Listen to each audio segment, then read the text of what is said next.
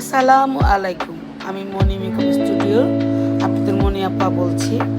আজকের একটা hair cut আমরা কাটলাম আমাদের baby celebrity cute baby cutie pie. ও আজকে এসে বললো, আন্টি আমাকে এমন একটা কাট দিবেন যাতে আমার ব্লোডাই করে সেট না করতে হয়। তো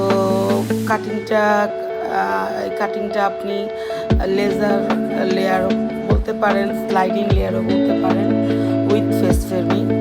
আর এই কাটটা কেচি দিয়ে কিন্তু কখনোই বসবে না, কারণ কেচি দিয়ে কাটলে আপনাকে ব্লোডাই করতেই হবে।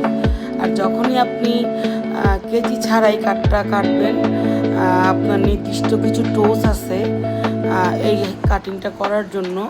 ওই টোসগুলো দিয়ে যখন আপনি কাটটা কাটবেন এবং সময় নিয়ে কাটবেন এবং সঠিক মেজারমেন্ট এবং সঠিক অ্যাঙ্গেল অনুপাতে, আশা করি বুঝতে পেরেছেন। ভালো থাকবেন।